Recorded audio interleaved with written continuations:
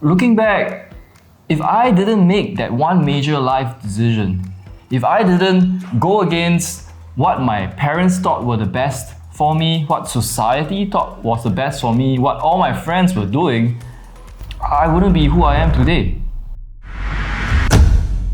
Hey everyone, welcome to the Alvin Poh Show. My name is Alvin Poh. I am an entrepreneur. I grew a business called Vodien from zero to an eventual exit of $30 million. And today in this show, I'm going to share with you the lessons that I've been sharing with my coaching clients, people who are entrepreneurs who have their own businesses. But I think these lessons are going to be applicable to anyone who's looking to really change the way their life is. Because this epiphany that I got, the epiphany of learning that your ideal life needs to happen by design, not by default. And this was something that I discovered looking back at my life. I became the person that I am today because of this. The thing is, I didn't know about this when I was younger. I just did things. But looking back, I realized that it was because I was specifically designing my life for these outcomes.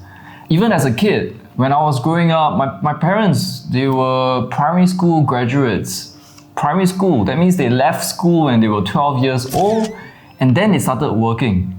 And they didn't really have a very luxurious life or comfortable life.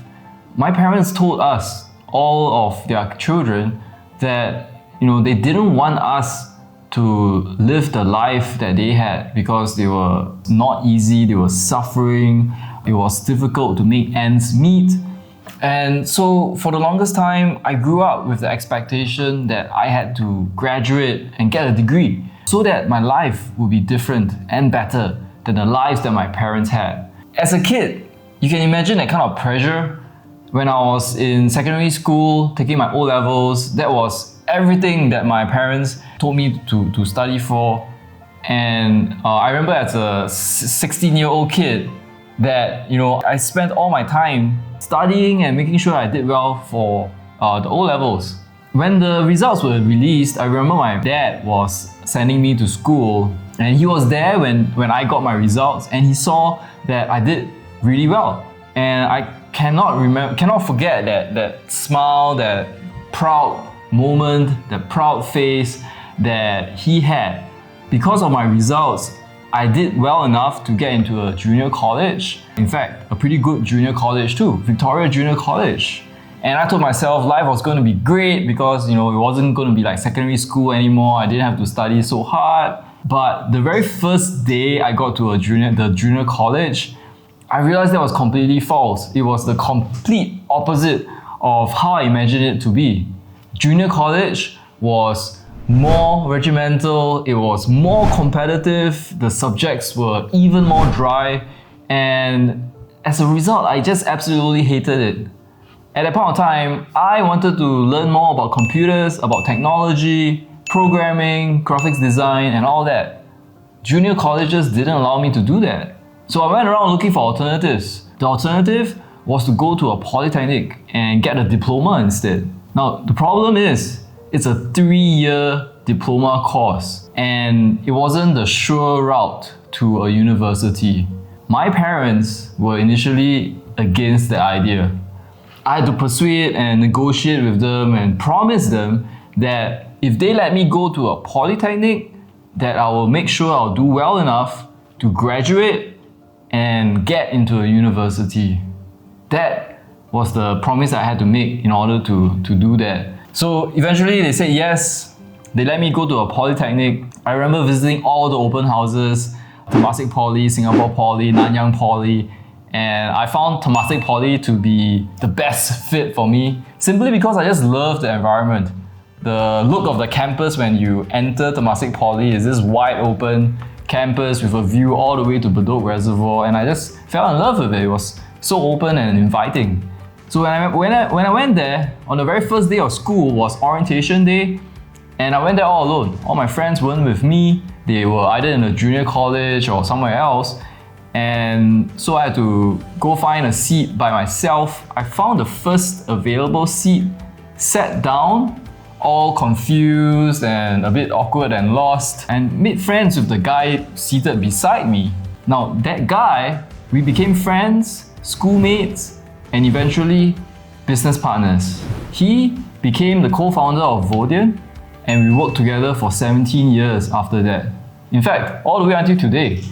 If I had not met him, Vodien probably wouldn't be born, and I wouldn't be the person I am today. So, looking back, if I didn't make that one major life decision, if I didn't go against what my parents thought were the best for me, what society thought was the best for me, what all my friends were doing, I wouldn't be who I am today. And this was really difficult.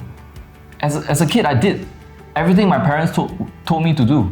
They loved and supported me and took care of everything, but they also decided everything for me. They decided which school to go to, which secondary school, which primary school to go to, which subjects to study, my schedule for every day. They even decided what clothes I would wear.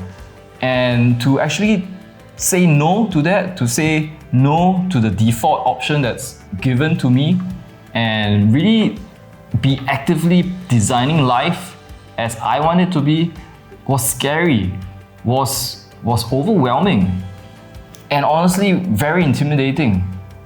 Pushing through that and really making that choice really led me to live the life that I wanted. It didn't happen overnight. I spent the next two or 3 years in the Polytechnic just absolutely scared like shitless because I didn't know what was going to happen to me, and I lived every day just wanting to do the absolute best that I could, just so that I could live up to that promise that I made to my parents. Because of that, I became who I am today, and I'm always reminded of that. I even got a tattoo to remind me of it. It's a nautical tattoo. It has a compass in it that symbolizes knowing your direction and getting there safely. That, I think, is something that is very, very symbolic and means a lot to me. So if this is something that resonates with you, if you are trying to live your best life but you're letting things happen by default, you need to take things into your own hands and really make sure that you know what kind of life you want and take action by designing the things that will lead you there. Now that is living your ideal life by design, not by default. And I wish that was something that I knew and fully embraced when I was younger. So if you resonate and you like that, please remember to like, subscribe, and share this video, this podcast, this show. I want to put out more lessons that I learned in the past that I want to share with you so that you can benefit. And if you know anyone else that will benefit from this message as well, please feel free to share this with them. I look forward to seeing you in the next episode. Take care.